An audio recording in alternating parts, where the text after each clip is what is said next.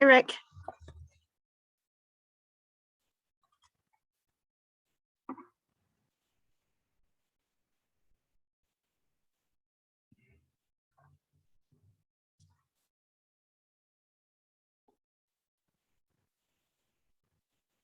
Hey, Rick.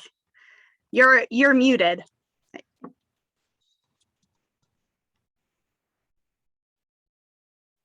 In the bottom left-hand corner, you should be able to unmute.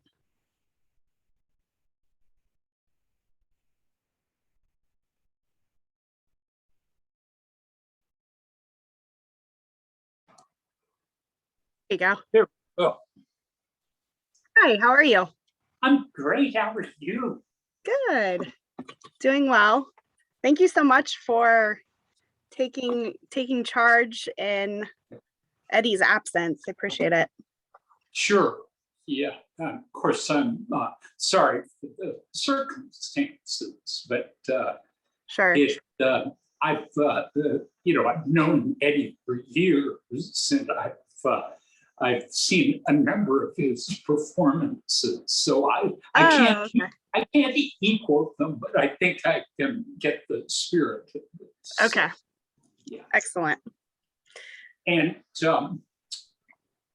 what are your thoughts about? I'm sure you'll do some sort of welcome thing.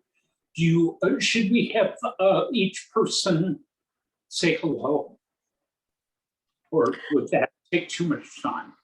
Yeah, it might take too much time just from experience doing Sure. something similar to that. I think you guys, I mean, I would be happy to do a welcome, but it's up to you. I mean, it's completely fine if you want to just take that and go with it. Sure. But I'm happy to do that as well from the college perspective. And yeah, I think because we have 19 people now that are participating. Yeah. So it would probably take about 15 minutes to do Sure. that many people. Good point. Yeah. So do you want me to welcome everyone to get you started, or how do you want to go about doing that? It's up to you. I'm just thinking, you represent college. Okay. Yeah, I would be happy to do that. Whether you want to do a college welcome. Yeah, sure. And just thank everyone for being part of it, and then I'll jump in and give just a quick overview of what we'll be doing. Okay. Then I'll toss it to I'll call on Chris Allman to be, as he puts it, the first pig through the slot. Right. And then because Bruce has done it before, I'll call on Bruce. And then, I'll see, my impression, there's always the danger that we could have just everyone sitting on their hands and not doing anything. But I think if I know the class of 72, it's going to be calling me. So so I'll throw it open to who willing volunteers. I don't know if Sam and Paula Baroni are going together, or they each have whatever. But I thought they'd be kind of, if they are a couple, I think it would be a fun thing to start with them. Yeah. Now, when so when we were talking about this, Sam wasn't sure if he was going to bring a bottle of wine or just watch it unfold. Okay, sure. So, they would be really good because they Sam would really get into it, I think, going back and forth. Yeah. But so instead, I'll just say, okay, who wants to, of these civilians, who wants to be the first victim, and we'll go from there. Okay. And I say, I've got your roster here, so I'll check people off because my big fear is that I overlook somebody, who wanted to participate. So, Okay. and I must say, Eddie is already planning the next one. I think. Oh, okay. He sent me a text that said, how about winter warmers, fireside wines, this and that. Oh, yeah. So I'm hoping that this, when this goes well, that then there'll be kind of a buzz where people will say, "Oh, wow, I didn't sign up for that. I should do that next time." Yeah, that would be great. Yeah, that would be something fun to do in the doldrums of February. Exactly. Definitely. Okay, and Rick, how do you pronounce your last name? I want to make sure I say it right. It's pronounced Allis. Allis. So it's kind of like Ollis. Allis. Allis. Okay. The German. Thank you. Das ist alles. It means all in German. So, oh, okay. There we go.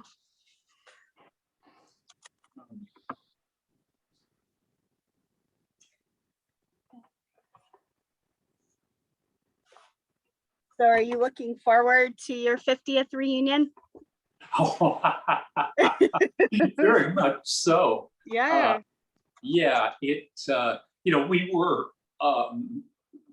We're very close to the class at 70 and to 71. And right. So the prospect of doing this trifecta reunion, it really appeals to us so much. Oh, good.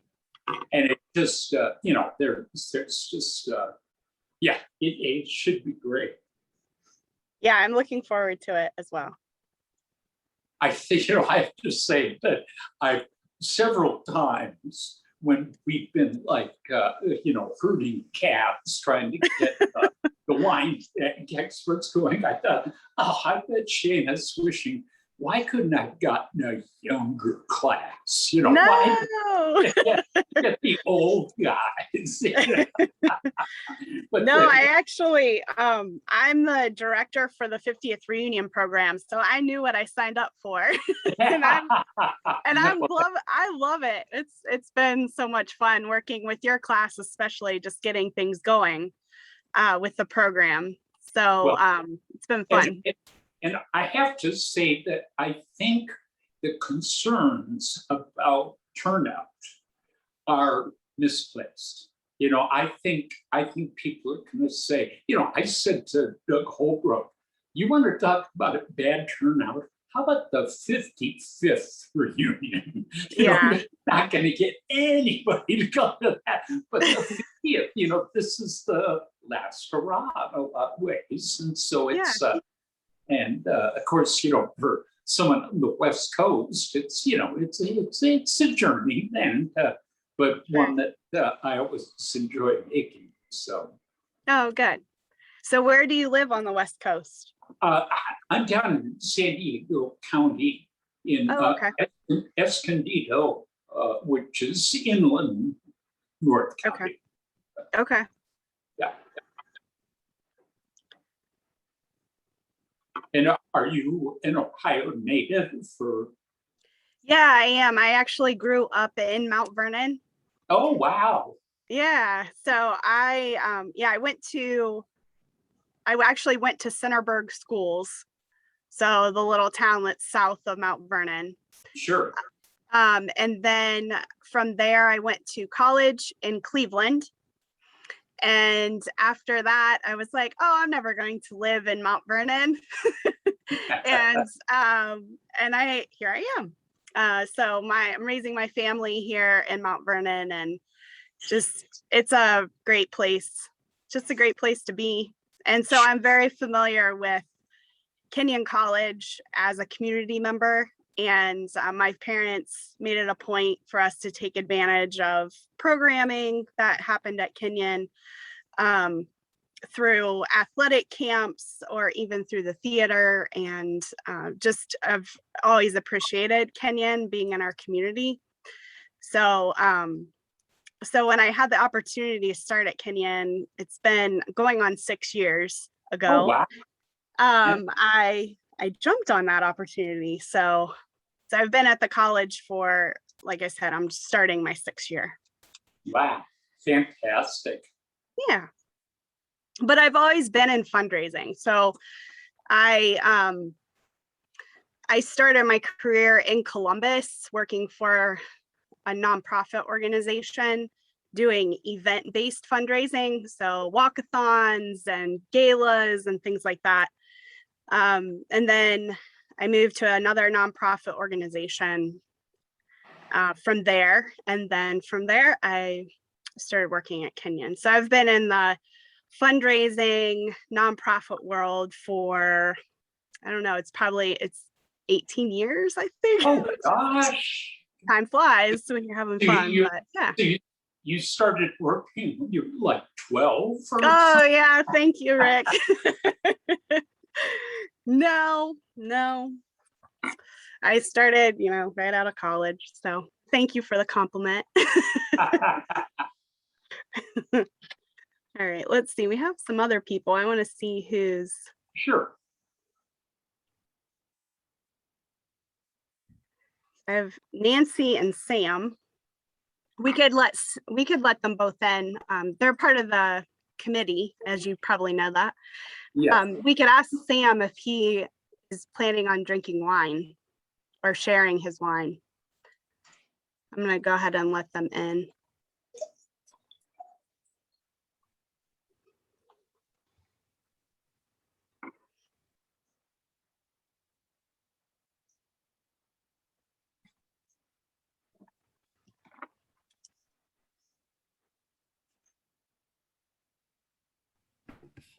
Nancy.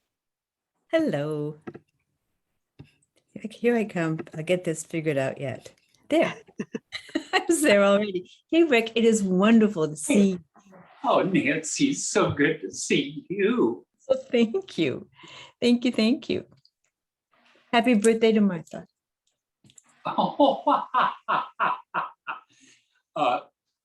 One of my classmates just wished you a happy birthday. Oh, thank you very much. Not having any more. No, it's the last one. So.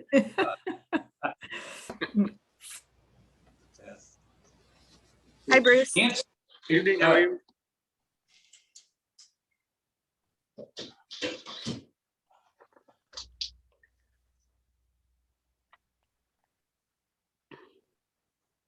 I'm assuming Ed's not on. Eddie's not on, probably.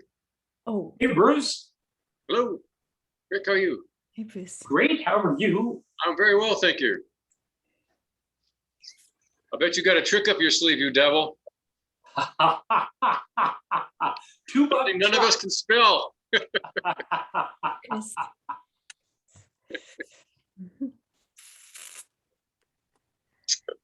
Yeah, so Bruce brought up a good question. Eddie won't be able to join us tonight because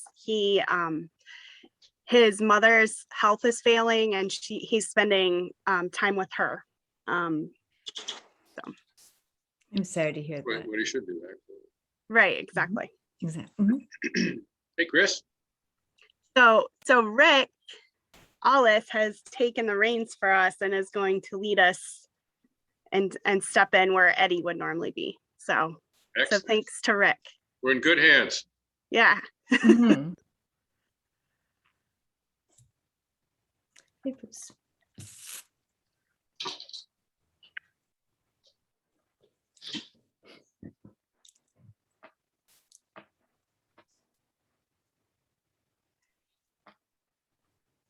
Okay, it's a red wine.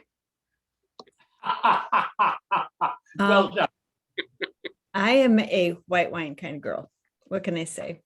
There's nothing wrong with that. White wine's But I will great. listen and learn.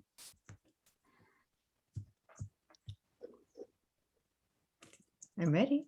I did pour myself something, a little something. I'm talkative enough as it is without wine.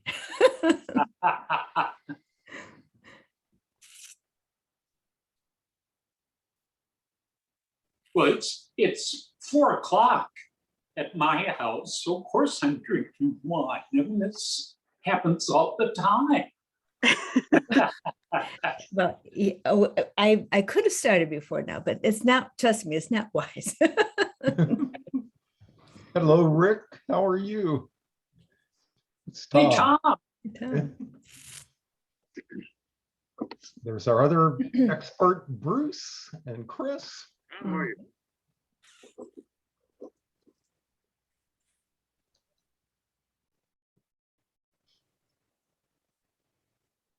Hi, Nancy and Shana. Hey, Tom. Hi, Tom. Seems like it was just yesterday. It was just yesterday. Hmm.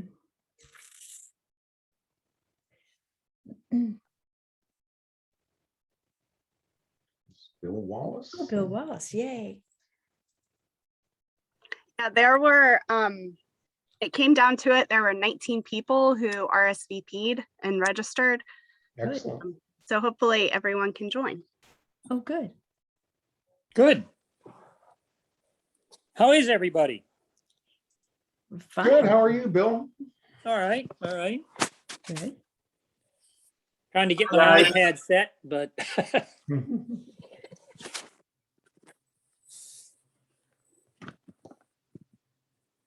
Paul and I are on the road, so we're just sort of monitoring here and enjoying it rather than imbibing.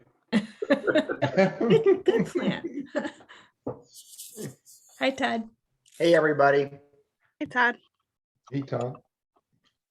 Sam, we don't get to see you guys driving this time like last time.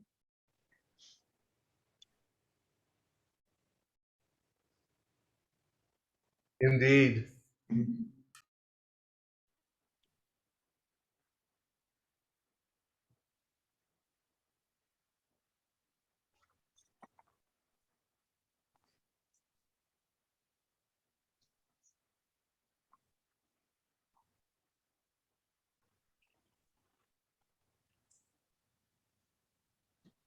Hey, Jan. Hello. Hey, Jan. Yeah, there you are. Hi, Jan. Mhm. Oh, here comes Doug.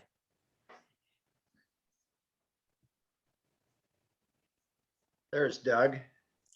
Yep. Good evening, everyone. Hey, Doug. Hey, Doug. Hey, Doug. We're still Hi, waiting on Doug. a bunch, right? Yep. Doug? Hey, Doug, did your stream give you any trouble in the bad rain?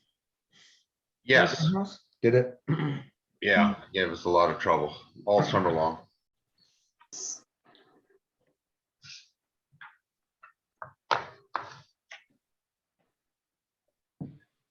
And I guess you know that Eddie's not joining us tonight. Mhm. Yes,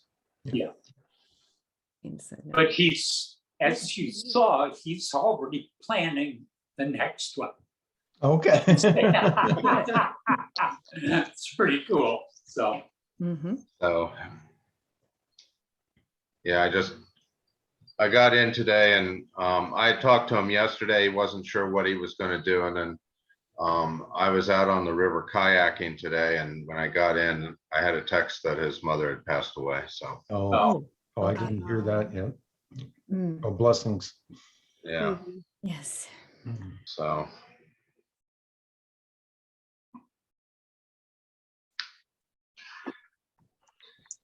Jan, thanks for joining us. Yes. Jan's being quiet. No, it's my Hey. pleasure. I know I'm not the class of 72, so I didn't want to intrude. welcome. Not at Oh, all. you're fine, Jan. You're very welcome. Yes, you're very welcome. That Yes, was, you are. that You're was honorary one tonight, of our Jan. decisions as chairman was that surrounding classes are welcome in everything we do. Yes. Mhm. And Jan, you have an out if this wine tasting tonight, if this should go awry, you can disclaim any responsibility for it. How about that? Yeah, that was that crazy class. I don't know, they were like, yeah. Of course, we came along and ruined in school, so I don't know, yeah. Well, didn't we all? Yeah. Yeah, didn't we all, right, Nancy? Well, Rick, do you think we should get started? There were quite a few more people who registered, but I figured we could jump in if they decide to join here in a few minutes. So we're at 7:03. Shall we give it 2 or 3 more minutes and Okay. just to see? Yeah, that's fine. I hope somebody else brought one because. Well, I did, Yeah. but Okay, I good. brought white wine, so I'll be very quiet. But I have Wine is excellent. You don't I need have wine them at all all. lined up over here. Don't show it. We still might guess, so.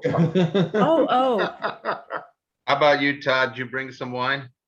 I did bring some wine and let me just kind of, Don't show us, please. well, I'm not going to get close, but can you all see oh, that? you did. So, Now, I Oh. only have mine here so I can remember their names, because one is new. I'm pretty excited about it. New to me. So Todd's got some wine. Steve, you got some wine? Got some Good. How about you, Bill? Grandpa Meyer's apple wine. Can you even get Blue Boone's Star. Farm anymore? I don't Grandpa know, Meyer's can you? different from his farm. I don't know. Thank goodness I haven't needed to look lately. Yeah. I've been Grandpa Meyer's eating is some in my real- cellar, so. So, Good. hey, Chris. Right. It was real rot gut. It was like 20% alcohol and dirt cheap, so Yeah. but it didn't taste very good. Mad dog. But we didn't know any It's better. similar, either. At similar. least I didn't. That's part of my question is when Grocer Hayes was selling underage students wine, did he have any idea that he was creating these connoisseurs that would go forth and create, and I love the fact that the French professors would con him into buying these obscure French wines that he would sell for nothing. So a tube of toothpaste was $5, but Tavel Rosé from the Rhone was $1.09 or something like that. And so Professor Goodham made sure that I had snobby wines to drink while we were at Kenyon. Did you study French, Rick? I did kind of a minor, Okay. and one of my glories was studying with Ed Harvey. Oh, easy Ed, Facile Edouard. Easy Ed Harvey, but Yeah. my class, the class of 71 and 72, we named him Facile. Yeah. Easy Okay. French. Around that. Well, I won't show you my wine, but I will show you that for one of our reunions, Peggy Goodman designed this label. It's called Remember the Music. We did this for our reunion. And I guess this was Betsy Upton. It was from Tabor Hill. I think she or somebody knew, had a vineyard. And so they did a special wine for us that we had at our reunion. So it was kind of fun. And we used that label also. We created, it was called Remember the Music, because what we gave we gave everybody got a bottle of wine, and everybody got like a music CD with songs that we let. It was kind of funny because we had people submit like what song defined your moment, when you were a student at Kenyon. So it had to be between 69 and 73. And I remember my daughter, because I sat there at the computer then and cut all these CDs, and she said, like, why did you even ask people? Because you just put the songs on there that you liked. I said, yeah, that's exactly what I did. But so we have 2 CDs and a bottle of wine, but that might be kind of fun, something to do maybe, Wow, great idea. Yeah. Jan, would you take a photo of that label and Sure. send it to Shana? Yeah. She'll Yeah. send it all of us. Remember that? So, Shana, should we get things rolling or? Yeah. I'll just show you. So we did. So this was for the 30th. So this was Remember the Music. So Peggy designed this, and then we did it again at the 45th. We did another Remember the Music. We did 2 CDs. Yeah. Oh, I have fun. that one. I have the second one. You have the second one. Yeah. Yeah. And so, it was like, Jefferson Airplane and the Flying Burrito Brothers and Creedence and Jimi Hendrix and, all of that kind of stuff. So everybody got their CDs. So, yeah. That's really cool. How cool. I'm sorry. Okay. Now I'll be quiet. That's okay. Well, I will kick things off and just say welcome on behalf of Kenyon College to 1972's first sponsored pre-50th reunion events. So very exciting. And I just want to thank Rick and Bruce and Chris and Doug and anyone else I may have missed for coordinating this event and putting it together. And of course, thanking Eddie for offering his format that he uses on a regular basis with doing virtual wine tastings and in-person wine tastings. So I just want to thank you all. And I just turn this over to Rick because he's going to lead us this evening since Eddie isn't able to join us tonight. But it sounds like there may be another one in the works. So I will just kind of step in the background and I will let anyone in that comes in late. And I look forward to seeing how this goes. So let me know if you have any Zoom questions or if anything's not working right.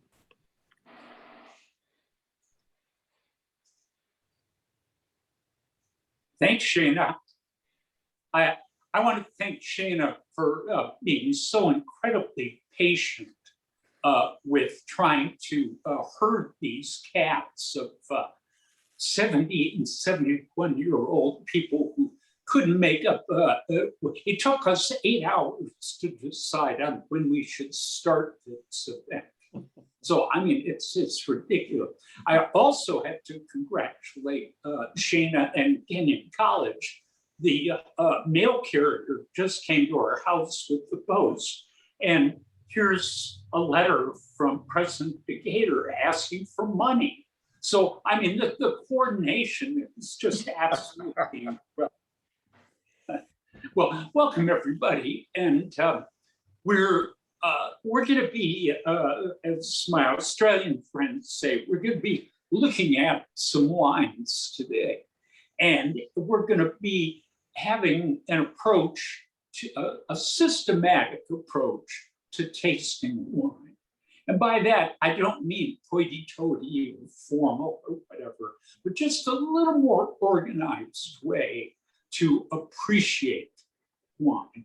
So we've asked anyone who cares to participate on that level to have brought a red wine. We're going to have a little sidebar with Nancy about what red wine looks like. But a red wine made from one grape variety and keep it under $25 retail price. And we ask you to keep it secret until the big reveal comes. And before that reveal, a couple of self-professed wine experts in the room, your humble servant, Chris Baum and Bruce Mavick, are going to try to guess what the wine is based on how you describe it. We've got some great materials that Shana sent along from Eddie. One of them is the systematic approach to tasting wine. Basically has you look at it, smell it, and taste it. And then decide what you think about it and describe that. And then there also is a page that says drink wine, learn.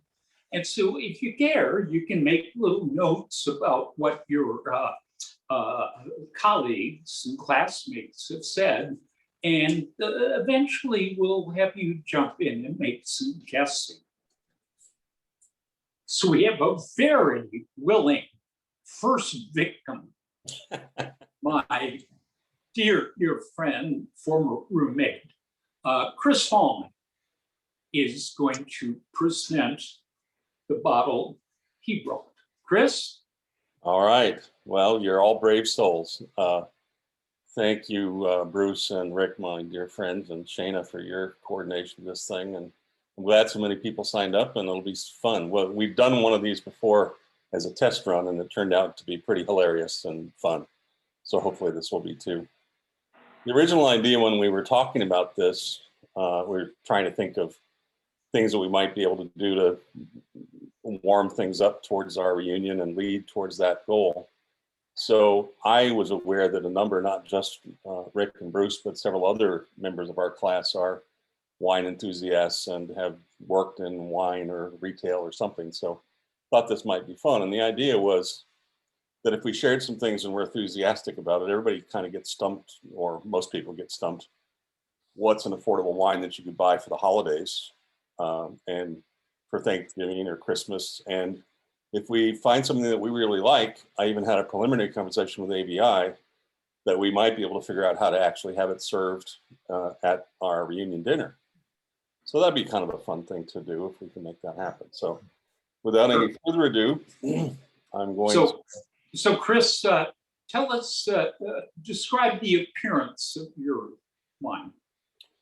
Well, I would say, I was taught to do this, so it's, I don't know if that helps you, but it's a pretty deep ruby red, I would say. It's clear-ish, but not clear. So it's got some sediment visible or some material visible. You're going to hear me use the word medium or medium plus a lot, and most of my descriptions here. And this is I think a very enjoyable wine that I've done. So again, on appearance, I would say the intensity is sort of medium, that the color is ruby. I'm not sure that I know, which is a terrible confession for an art major to know the difference between ruby and garnet, but I would say ruby. And when I swirl it around, I do get a little bit of light legs. It's not heavy, it's not viscous, but it's light legs. The nose on it is delightful. It is, and I know this is often the most distinguishing characteristic. It has quite a bit of fruit notes, sort of jammy fruits like strawberry. It also has some toasted oak, I would say, and a little bit of a hint of vanilla. So, but it's, you know, it's the prominent aroma is fruit. It's and darkish fruit, you know, not cherry, but dark fruit. It is aromatic. I would say it's medium plus. And I think, although it's difficult to tell, but having drunk a little bit and smelled a little bit and whatever, I think that from the nose, I get the sense, and throughout the other testings, that that it's drinkable now, but it might improve a little bit with age. The palate. Chris, Go ahead. How would you describe the tannins? It isn't harsh, which I associate with tannins. That's my sense of it. So I would again say it's medium, and maybe even medium light or medium. Whereas the turning to the palate, it's a medium as far as dryness or sweetness. The acidity is medium, and I know that's frustrating. It's not that it's a, I don't mean average when I say that, but I mean it's the middle of the fairway, a good shot kind of medium. The alcohol is medium as well. It's not really present or forward. It's really nicely blended. The body is medium. And I warned you that it was going to be pretty boring to hear this. The flower intensity or the flavor intensity is a little bit more pronounced. It's a medium plus. And I would describe it as being a little more precise than the jammy taste. It's more blackberry and specific. Again, it's got some mild smoke. It's not a smoky, and I think it's an oaky smell. So it's more toasted, I guess you'd say. And Chris, the last time we got together, you added an evaluation that I felt was brilliant, and you named a food that you thought this wine would go with. I think I'll use that. I have that written down here because I think it's in this case, it may be the absolute telltale for those of you who know. So I'll talk about that last. So I'm getting there quickly. It's well balanced and it's very drinkable at this point. The finish is medium. It doesn't linger too long, but it's very pleasant. I would say that the quality is very good. And as I say, I think it might improve with little age. But the last thing that I would say is that I think this would be an excellent wine to serve with turkey at your Thanksgiving dinner, and an excellent wine to pair also with salmon. Ooh. Any questions? Any thoughts? Any guesses? Bruce, help me out. What are Well, your it sounds going with salmon tends often to be a Pinot Noir. Mhm. The description of the wine as weight and all those things sounds like a Pinot Noir. So it would. I'm guessing a Pinot Noir is a grape.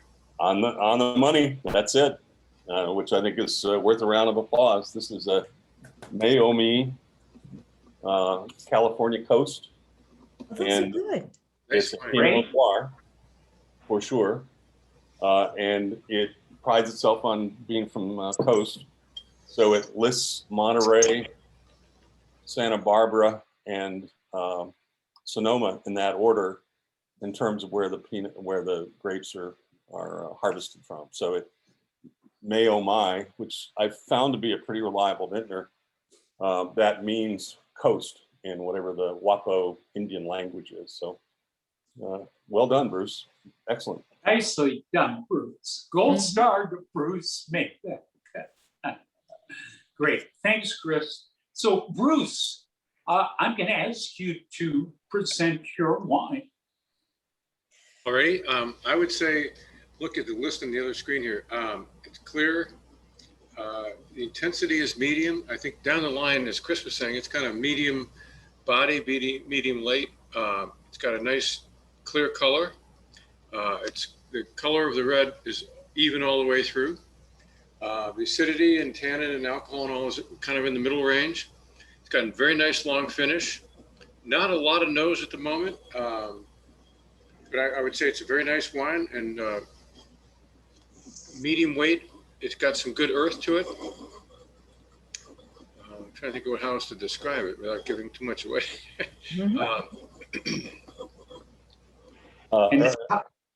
An earthy aroma or taste?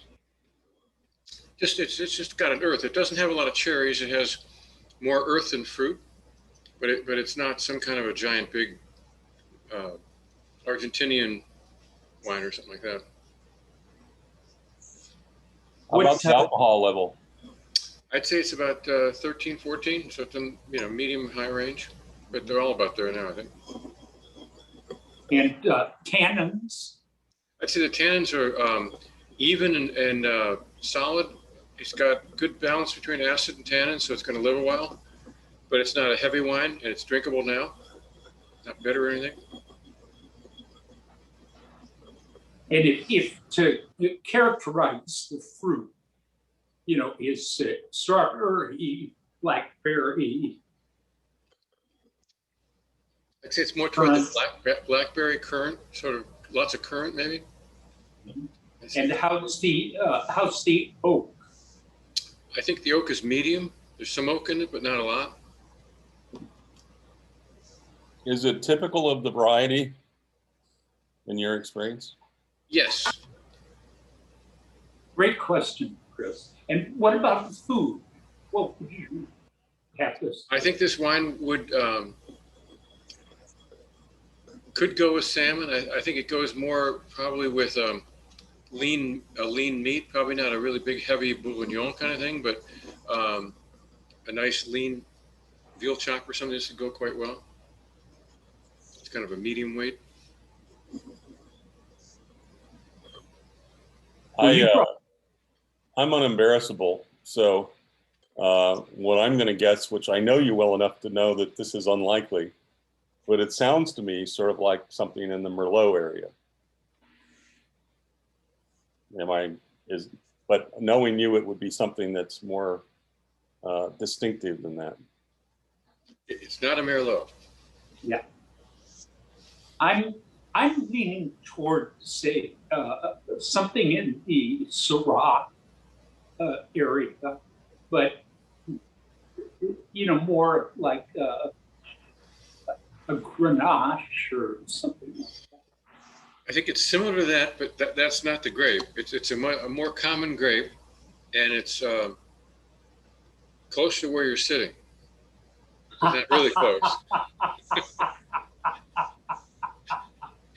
It's not in Spain. Wow. So it's a California wine. No, not necessarily. Okay, now I'm confused. Oh. So are we down in Baja? No, it's not. That's not in California.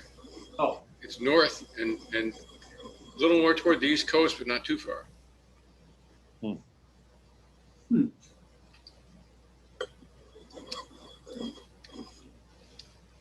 The stylistic difference between this area of using this grape and California's cherries are dominant in California. Less so here and in France and other places they grow the grape. Huh.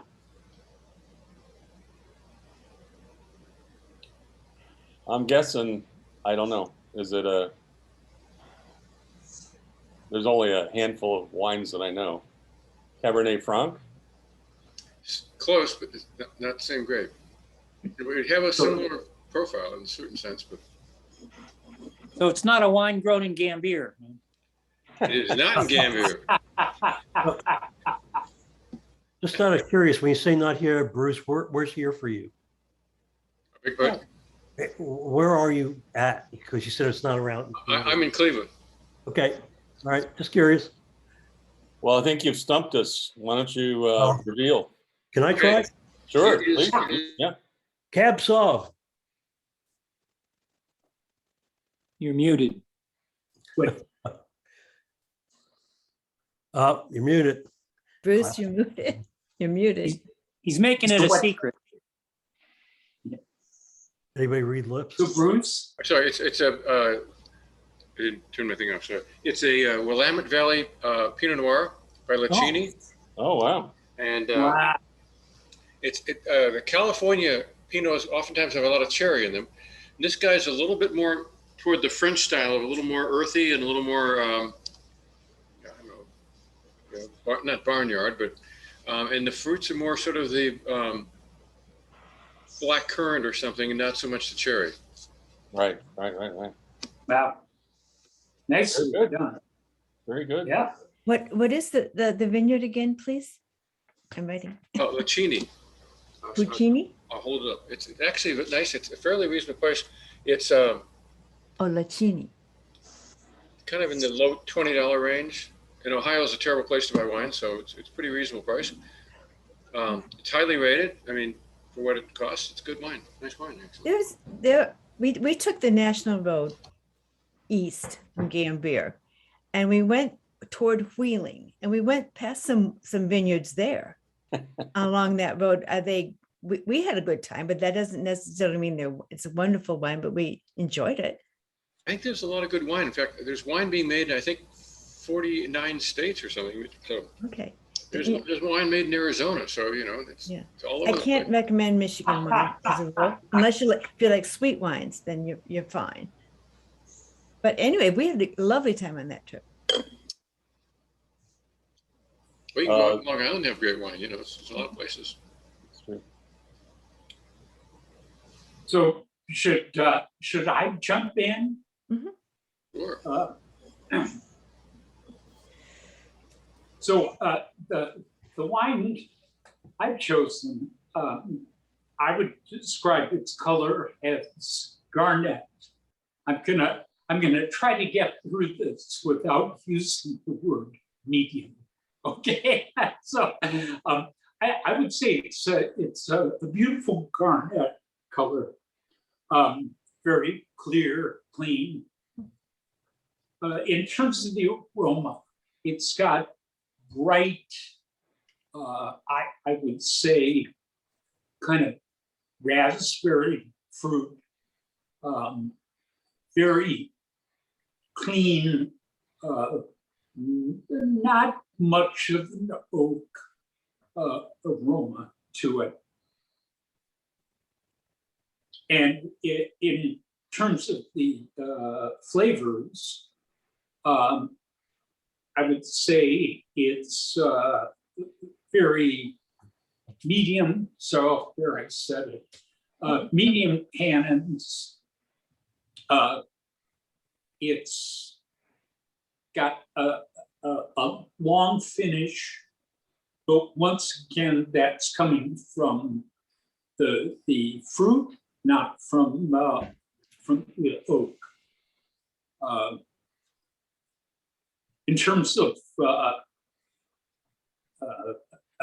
a food pairing, it would go well with lamb. I'm hoping it'll go well with the Costco roast chicken that Martha is bringing home from shopping right now. But yeah, and as I say, the tannins are round, but not too heavy.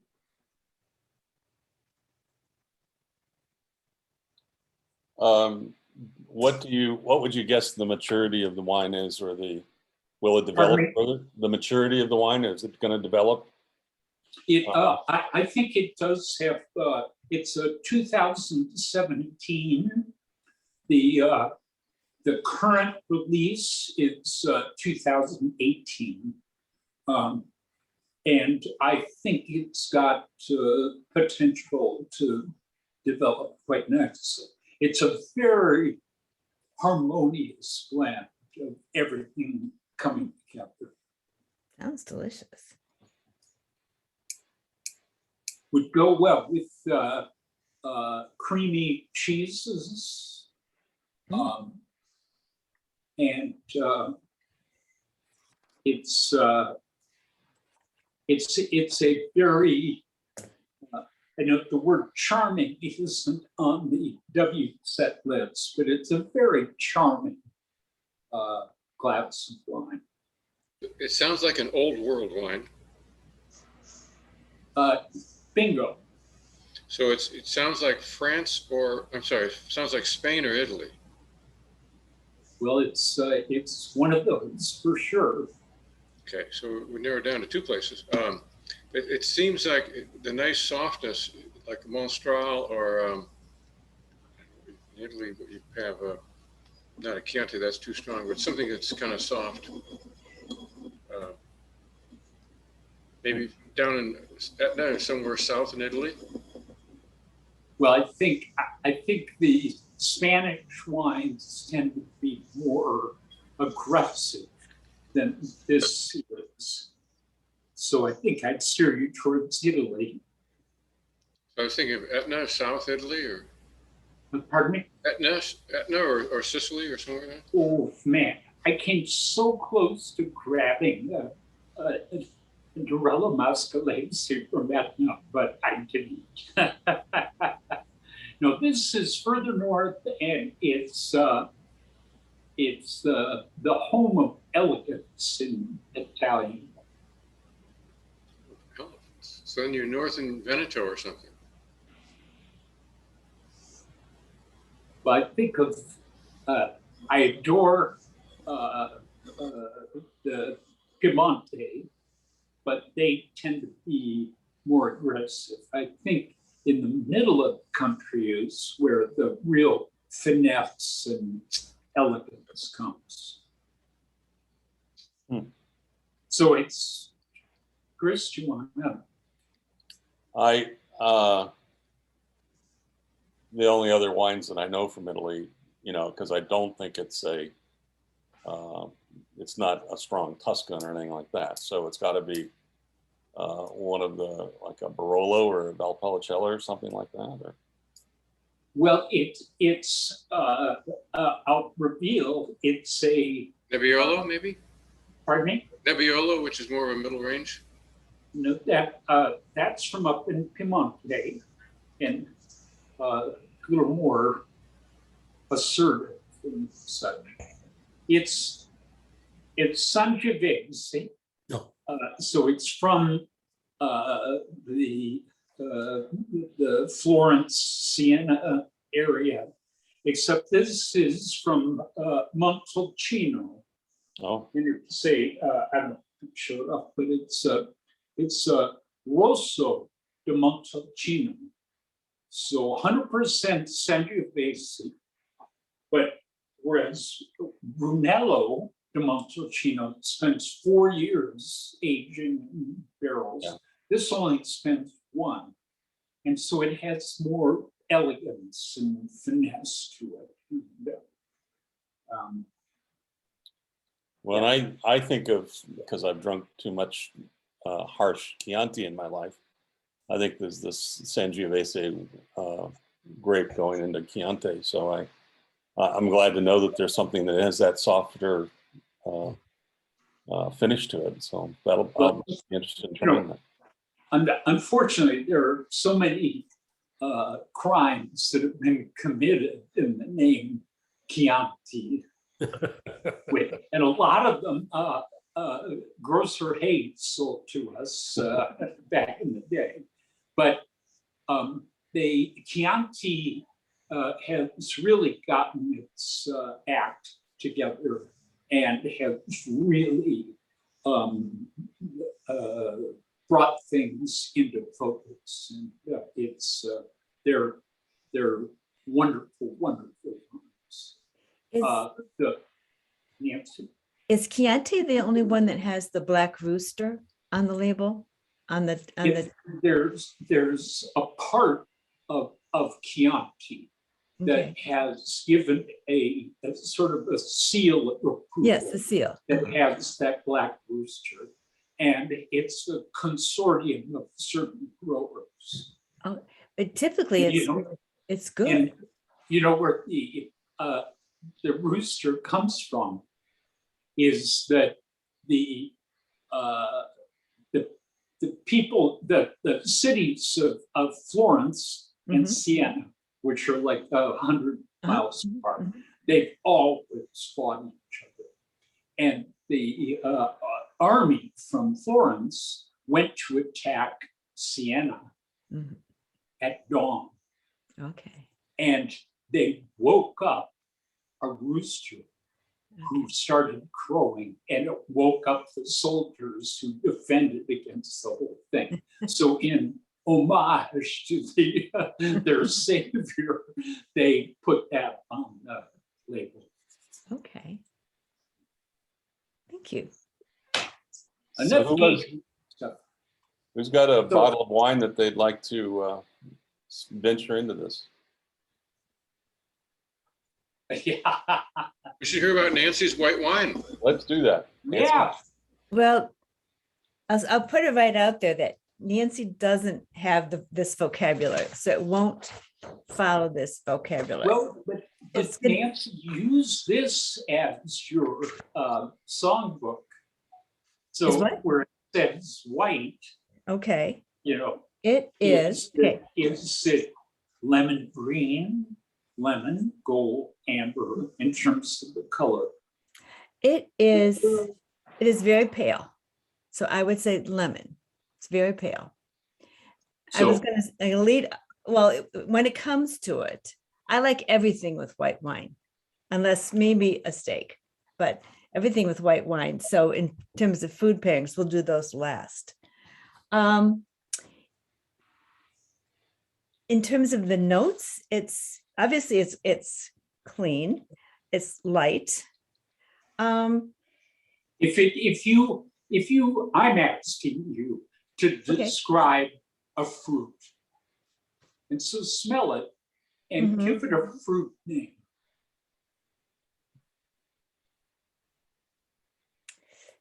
Not really peach, but a stone fruit probably. Great. I was gonna do more of a quiz of my very favorite wine of all is the Sancerre. But since that's something I only afford at Christmas, I'm looking for other things to have. And we were out for dinner in an Italian restaurant, and Sauvignon Blanc is my go-to, but they didn't have a good one. They had a one from Australia, which means grapefruit. And no. I like a light white mineral, which typically is European wine. But this is Italian and it's entirely new to me. So, and I have no idea what area it comes from. Well, don't let us Okay. do a little browsing. So So knowing those if- things about me, this is amazing wine as far as I'm concerned. There is a variety because I went to the local wine shop and got, I was able from the Italian market to get more of what we had with dinner. But I went to our other wine shop first and I'm reading the labels, it's the same grape. But it would be more of a golden color. And it's about the same year, the same as 2020. But it's just more golden, even though it's the same grape. Anyway, okay, what do you need to know? I'll do my best. Is it sweet at all, or is it dry, or? Dry, it's definitely dry. Yeah.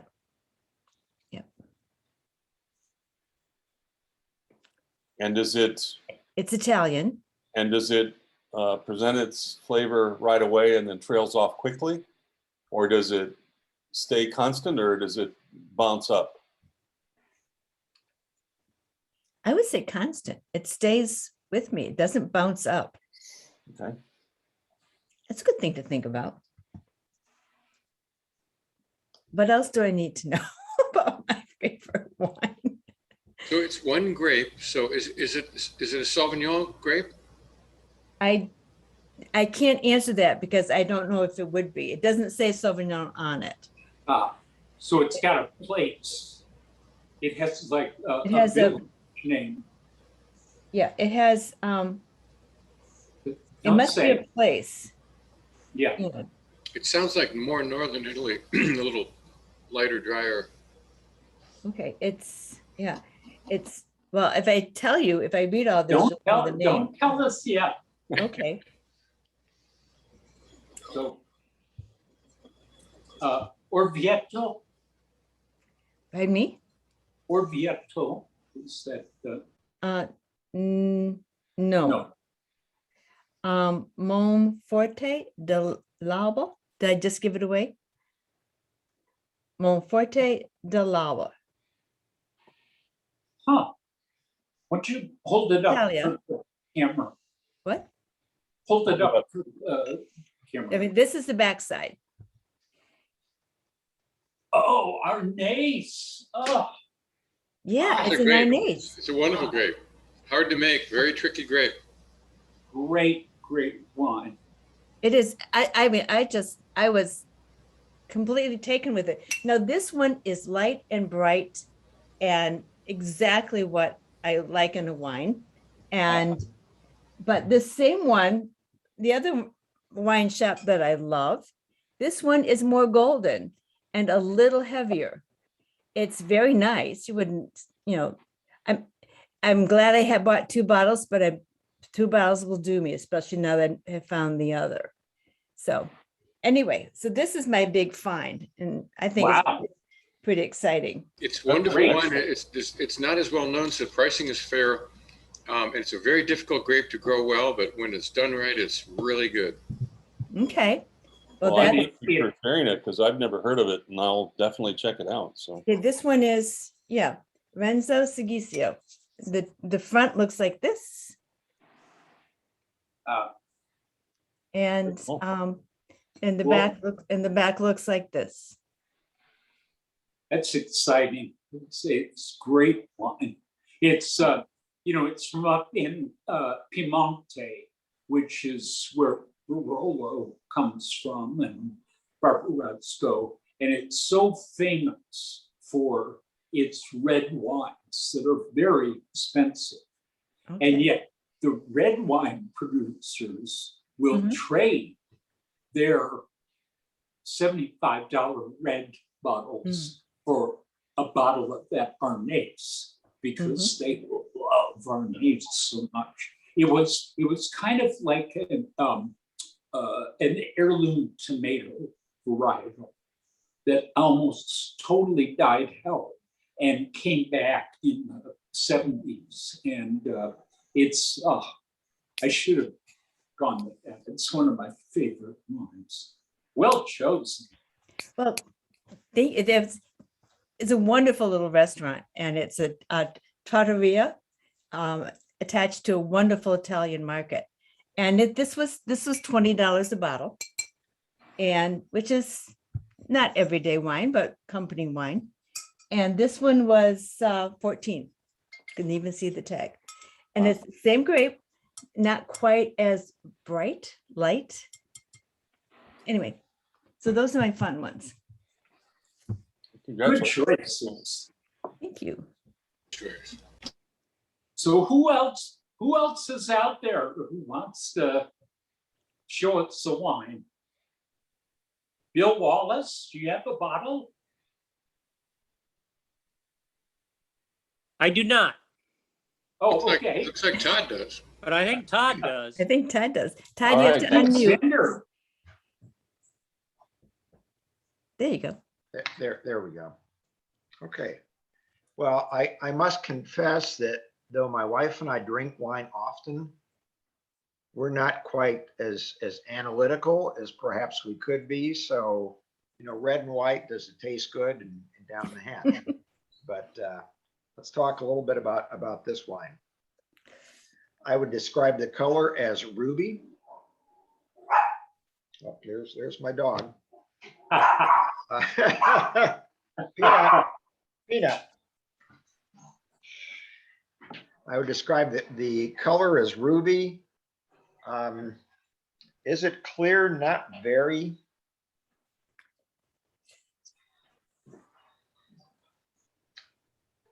The aroma makes me think of cherries.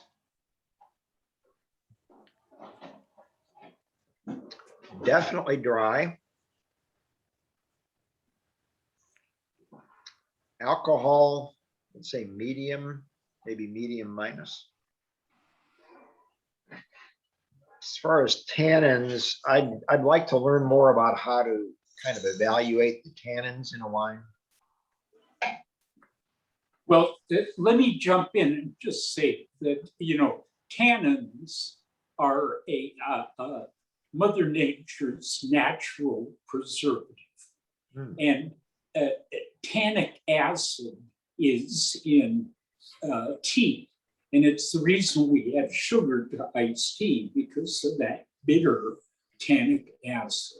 So think of that tartness that comes from tea, unsweetened tea, and say, is it strong, is it light, is it, where does it fit? And so it's a relative kind of term. You can't really measure tannins except in your perception of it. Well, I would say that this definitely has tannins. medium or perhaps a medium plus. And let me stop there and invite questions from the experts. How about a food combination? Beef. Ah, Does it have a long finish? I would say so. and how about oak? So the vanilla kind of flavors of oak. Do you get that? Some, not overpowering, but some, not as strong as the fruit.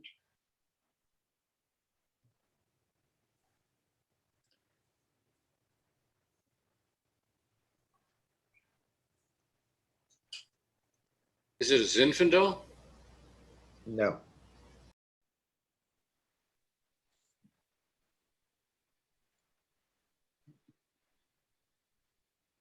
Beef, I think of Cabernet Sauvignon.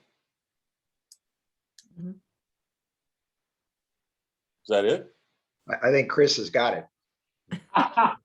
Great. Well done. Mhm. This is, and you know, this, at least in Ohio, this is readily available Oh, in yeah. groceries. Yeah. Joel got. Makes good wine. Mhm. We It's discovered so- it years ago at a favorite restaurant in town. Around here, it's priced about $17, $18 a bottle. And we liked it enough that when our daughter was married 2 years ago, this was the wine that we put on everybody's table. Excellent. So Nice. that's our story. Well done.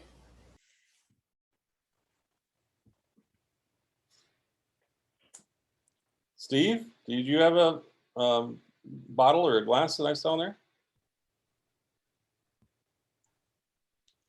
Yeah, under not great circumstances, my wife and I rolled in last night from a 3.5-week trip about 10 o'clock.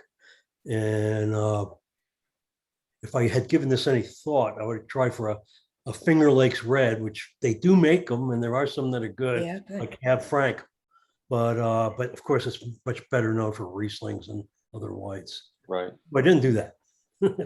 So, and so I just had what was sitting out there, and I just grabbed a bottle. It's one of my sort of little go-to wines. But I'll say right off the top, it's inexpensive. So you look at it, it's ruby, but a bit on the light side. It's certainly clear, no legs, and there's definitely like cherry type fruit going on.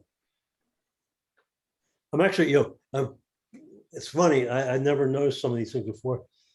Definite alcohol note along with the fruit there, and then it's got more tannins than I thought it did, but it is a lighter example of what I would be drinking 10 years ago of this variety. Your food pairing? Yeah, red meat, salmon, for me, something like that. Sounds like maybe it's a Pinot Noir, It is. This is my. but the question is where it's from, because it can be a lot of places. Oh, Well, if it's inexpensive, it's not from Oregon. that's true. So I have two sons that live in the Portland area now. Yeah. So we've done some, and actually Pinot Noirs there took some getting used to because they're much lighter than the sort of big California ones. But this is an $11 California Pinot Noir called Folk Tree, and it goes down very easily.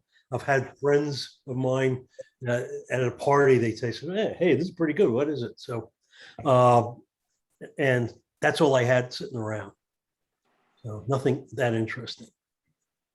That's a very good choice. Sounds Cool. great. Good to know.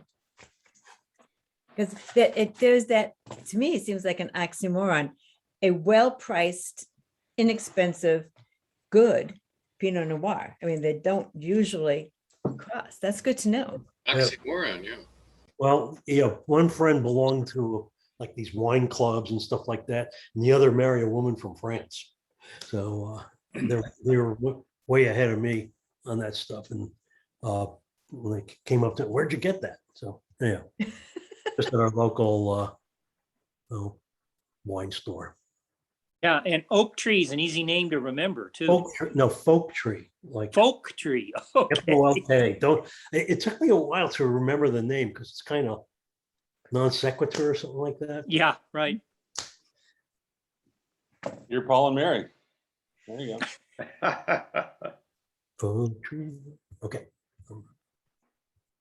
Anybody else?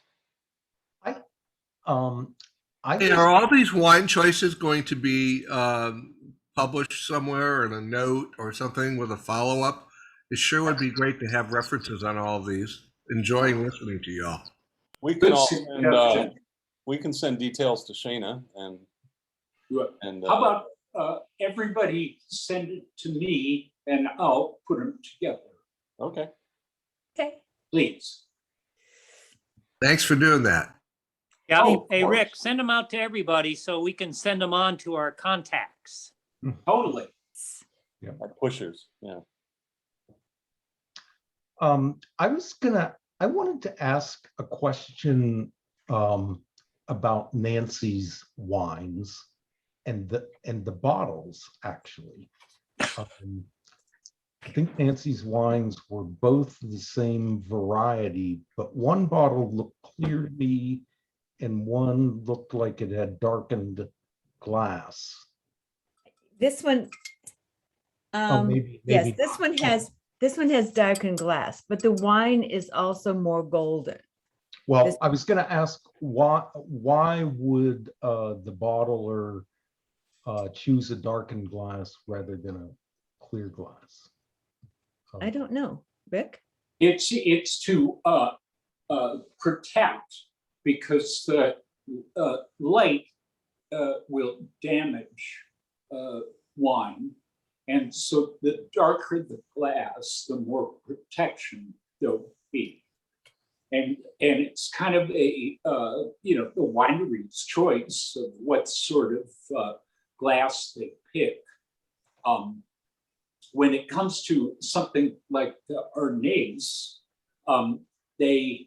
some of them want it to just kind of gleam and bright and shine, and then somewhat want a little more full body to it. But this was the reason to answer Nancy's question about the difference in the color. It has to do with the ripeness of grapes. Okay. So it's the same variety, Mm-hmm. but it's the one that coincidentally is in the darker bottle. Mm-hmm. It had more hang time on the vines, and it extracted more color from the skin, even though the color was gold. Mm-hmm. It was gold. If I had the darkest Zinfandel grape and I were to squeeze the juice into a white napkin, it would be colorless. Okay. The color doesn't come from the juice, it comes from the skin. And even in a white wine, that the Arnaise has a very dark gold color to it when it's on the vine, and it picks up that color into the grape. Okay. I'll just say that I've had a lot of skunky Corona beer. Light glass tends to make beer skunky. Some reaction that occurs.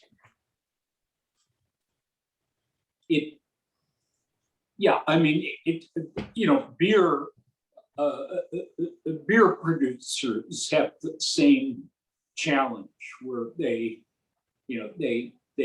have dark blacks to help keep the beer fresh, and the clear stuff, it spoils faster. The best is putting it in the can, but But it No, doesn't give uh, up metallic taste. I was going to offer a thought that made a big impression on me. And again, I am an enthusiast and a bit of a fraud when it comes to wine drinking. And but something that made an impression on me, and I found that it stood by me, is that as you're trying to experiment and build a cellar, someone suggested to me that you sort of think of it in terms of something that you might drink every day or often, something that you would drink once a month, and something that you would drink once a year, and then if you can, pick something that you drink once in your lifetime. wow.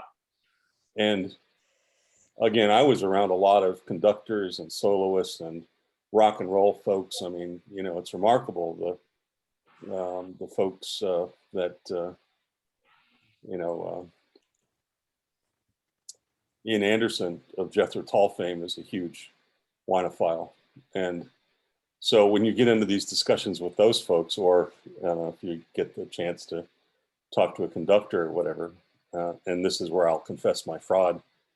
Before I was old enough to drink, I took my first tour as the tour manager with the Cleveland Orchestra. And so my obligation was to take the conductor and soloist out to dinner after the performance. And that, of course, meant wine. And so I took them to a very nice restaurant. I had no idea what I was doing. So I decided to bluff my way through it. So I ordered a fairly expensive bottle of wine.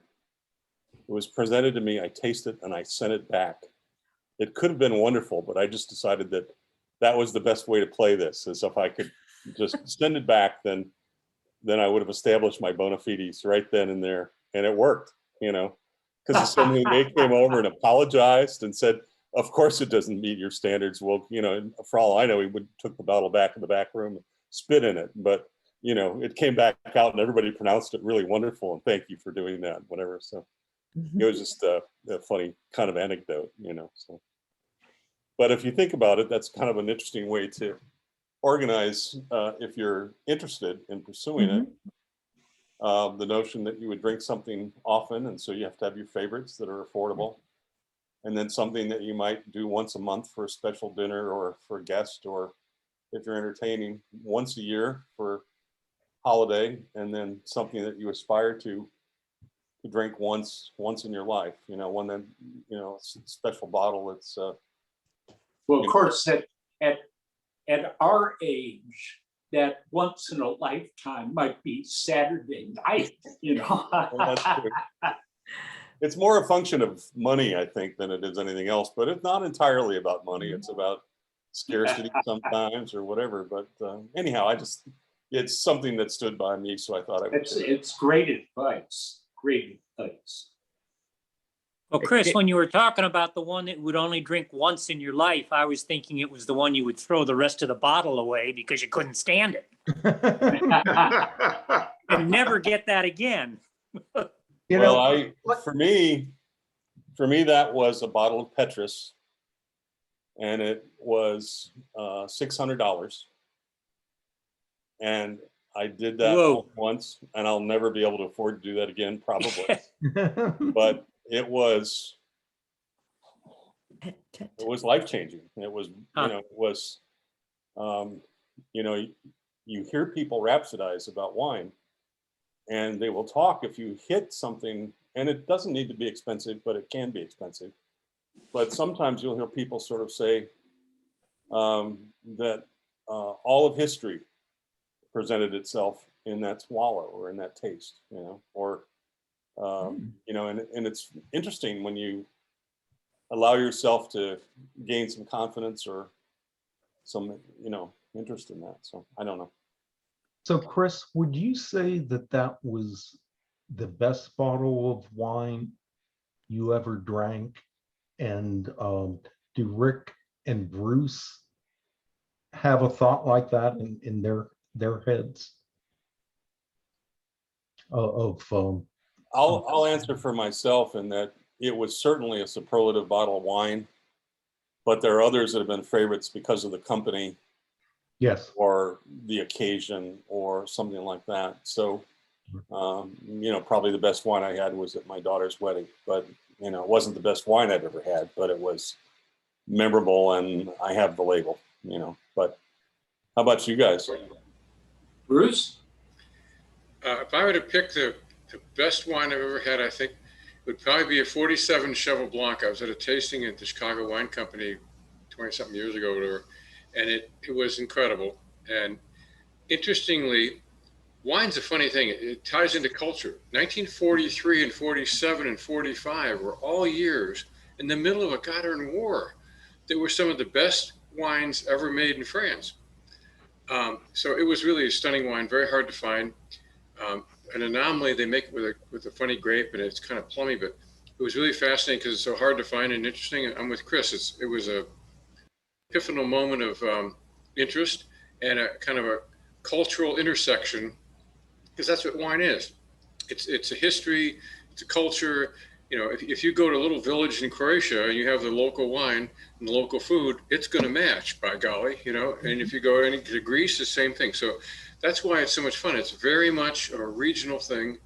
And with our transportation facilities and all, now we're tasting all these things, which are fascinating, but it's pretty great stuff. Wow. The famous French answer to this question is, what's the best bottle of wine you've had? And they always say, tomorrow's dinner. It's heading towards that. But I had the pleasure of living in Paris and going to the Academy of Vin, and Stephen Spurrier, who just passed away, brilliant guy, incredibly generous fellow, and we'd be at tastings, and he would all of a sudden run down into the cellar and come up with one more thing. And one time, his one more thing was not from one of Bruce's classic vintages, but from 1948, which was considered in between. 47 was brilliant, 49 in Bordeaux. But this was 48 Petrus from a Magnum.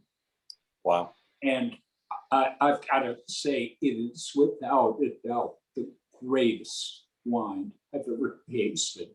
And what was so amazing, along with Stephen's generosity, was the development of the wine after he pulled the cork.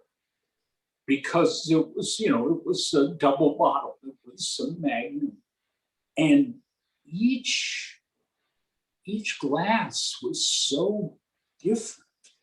And it went from being young, fruity, and lively. This was in 1979.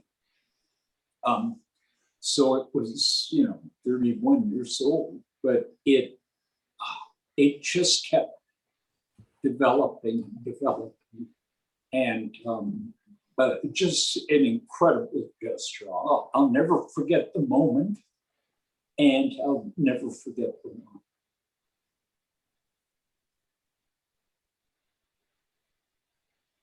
Rick, I remember you sent me a postcard when you were in the wine school, and on the back, I guess some of the teachers weren't as generous as the fellow you just described, because you wrote in the back of the postcard, I just marvel at how these guys can taste wine with their heads stuck so far up their asses. Well, I've got to say that there were some characters. There was a guy who used to come to the tasting, a French guy, and he looked like Dudley Moore. And he had a black motorcycle jacket on and curly hair to his shoulders and all that, and that eyebrow going up and the whole thing. And he knew his wine, he was good. But when he found out I was from California, he said, I tasted a California wine yesterday. And he said, c'est avec grand plaisir, it was great pleasure. I pulled the bouchon plastique, the plastic cork out of the bottle. You know, I mean, he wanted to drill into the whole thing. But most of them, I mean, Steven Spurrier was, you know, he was somebody who really made California wine. And when he found out I was from California, knew people in the business, he, you know, he asked me all kinds of questions, and they, you know, I found the French word. Once again, it's kind of like what we're doing here. It's all about the joy and the spirit of the wine, and that draws people together. And the French definitely appreciate that. One of the roles that I represent here is to be the homeboy in Gambier along with Shana, and not homeboy, but homegirl. But what's currently a vogue amongst the faculty at receptions, if somebody else is picking up the bill, and the gun gallery often does. So, but they're very high, and I'm surprised no one here has brought one, but they love the Malbec, and especially the Argentinian stuff, and they rave about that. And, you know, it's the first one that goes at any, closely followed by Paul Newman's or Newman's Own good wine, or whatever, good red or whatever it is, which is a blended and very inexpensive, but pretty darn good, you know, as it turns out. But Malbec is one that's very much in favor here on the campus at the moment. So That was the other bottle I had on my rack. I think Rick makes a really good point, though, that in the essence of his point of Spurrier was the generosity of the Magnum of 1948. And the great thing about wine is I've met very few parsimonious wine collectors, because the fun of it is you can't drink the whole darn thing yourself. Mm-hmm. And it's to share it with people who are like-minded and interested. And what's more important and wonderful than that? In the United States, one of the great concentrations of wine experts is Las Vegas, Nevada. Really? And there are more master sommeliers in the environments in Las Vegas than anywhere else. It's really worth it just for the spectacle. If you go to Oriola, for example, there's a James Bond-like tower that they have these angels that fly on rappelling harnesses and will pick the wines, clutch it out of the center tower, and so on. So it's just remarkable. But the thing that was fun for me was that there was in the Rio Hotel, there was a wine shop there in the basement. And they purchased from Andrew Lloyd Webber his vertical collection of Chateau d'Yquem, which is a storied, wonderful dessert wine that goes back to the 1840s or 1850s, I think it was. And Andrew Lloyd Webber had one bottle of each year for a vertical collection from then to then. And they bought it for $2 million, and they had it on display around the entire tasting room, you know, like one bottle all the way around. And then I happened to be there over the millennium from 2000, you know, when it hit. So they decided they're high rollers, and I was not one of them. So I just heard about this, but I didn't participate. But they had one bottle of wine that was from Thomas Jefferson's cellar that had a hand printed or written label And they kept it back in the dark reserves, and they would take a flashlight and for a couple seconds you could see the label, you know, and pay homage. But they gave everybody a swallow on when we went into the new millennium. And again, it probably tasted like vinegar, but everybody swore that it was the most ambrosia, you know, just ecstatic thing they'd ever had their mouths around. So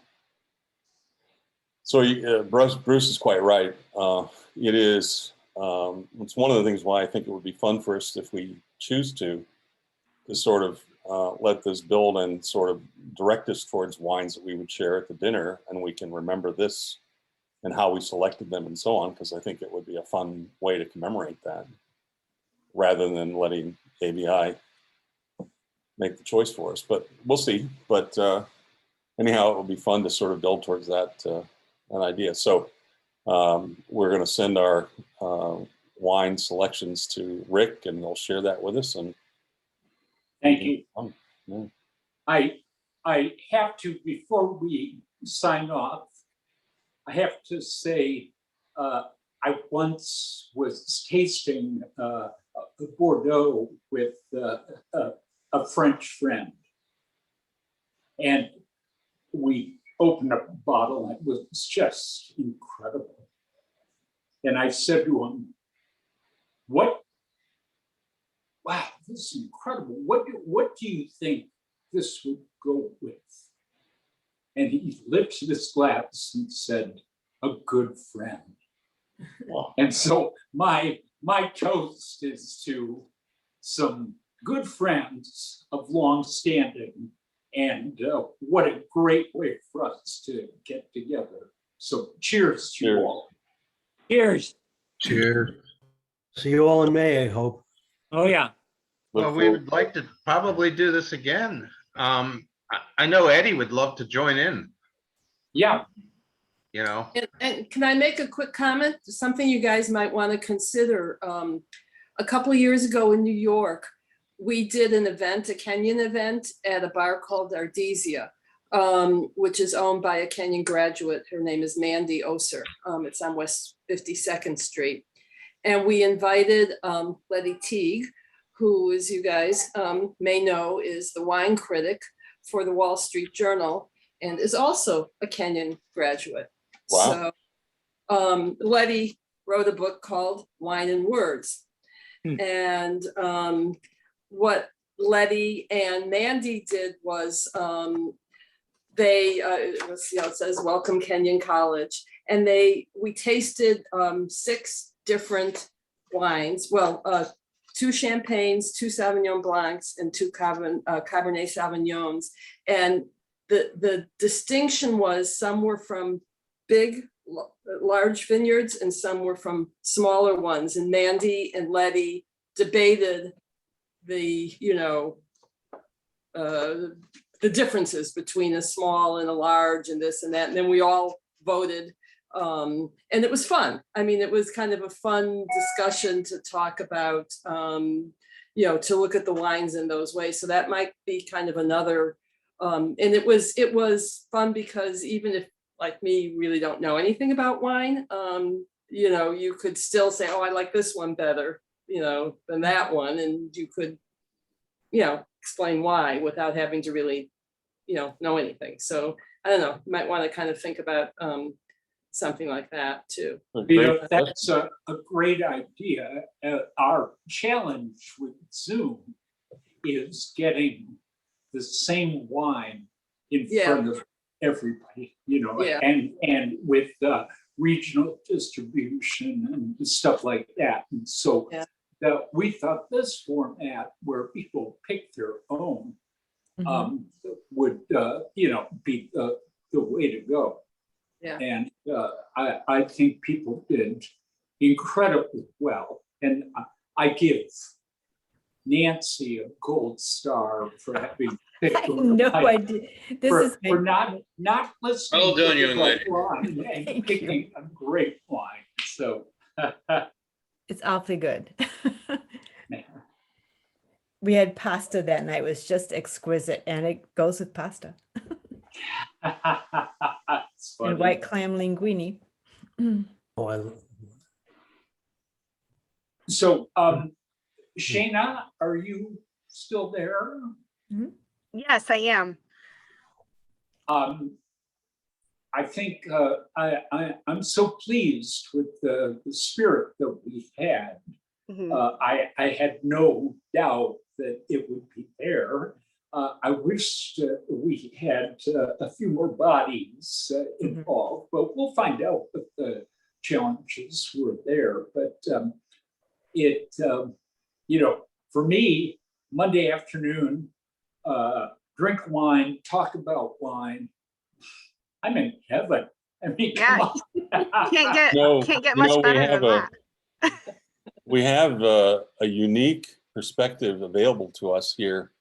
I noticed that Preston joined us a little late. And I would love to know what the characteristics of wine in communion are and what the taste is, because that's what it's all about ultimately. So please, Preston, if you have some thoughts that you'd like to share, that would be great. Well, as Bruce knows, and any of y'all who might be Episcopalians, where there are 2 or 3 of us gathered together, there's always a 5th. So, I might as well go down the old ones early. Not necessarily wine, but okay. Okay. And so far, I think I've been able to go from water to really bad rosé or ripple. Yeah. I continue to work on getting into better red wines, so Bruce won't lose faith in me. It really is interesting. Most of us use port of some sort. Taylor is a preferred choice. I did an internship in one church out here where the rector used whatever bottles of wine he was given, which included some that would be a bit over the hill. And it's very interesting to watch individuals receiving communion do everything they can not to make some facial expression about drinking vinegar and perhaps trying to put it in context of the sponge on the tip of the spear. Those of you who may know your history or your religion, but generally it tends to be poured out here. And if you run out, and usually the big bottles, because right now we're not using, nobody out here is using very much at all. Yeah, I was going to ask, Preston, I've always heard that once the wine is consecrated for the communion, that it's the obligation of the pastor to consume it, that it not be left. Whoop. That's, Chris, that's one side of it. Since I have to drive 15 miles back and forth to church on Sundays, I would prefer my picture and name not be on the front page of the Honolulu Star Advertiser. Episcopal priest arrested again for driving under the influence, sort of thing. So we really do have 2 options. The first one is to consume it at some point after communion. And then the other one, which I prefer, is to return it and any unused host or wafers that have been consecrated back into nature from which they came. Oh, that's good. Most Episcopal churches, certainly the older ones, have, this is much more than anybody wants to know, but I've got the floor, so unless Shannon mutes me again, most Episcopal churches in the sacristy, which is the room where vestments are held and all the accoutrements of the service are kept, have 2 sinks. The second one is called a piscina, P-I-S-C-I-N-A, and it drains into the ground. And so that's where all the chalices, that's where all the patens, which hold the bread, they're washed and rinsed there in the piscina. If there's extra wine remaining, it's poured out, it's usually poured out into the piscina. We don't have a second one at St. Christopher's, so we go outside and return the consecrated elements back into God's nature, God's creation. But thank you very much for giving me that opportunity. And I think it's fascinating. The wine I've ever had has been at Bruce Mavek's house 30 years ago when I worked at Kenyon and would visit him on a regular basis to see what he had just bought. Oh, and Preston was very capable. We had a wine one night. He consecrated as cat pee, and we didn't finish it.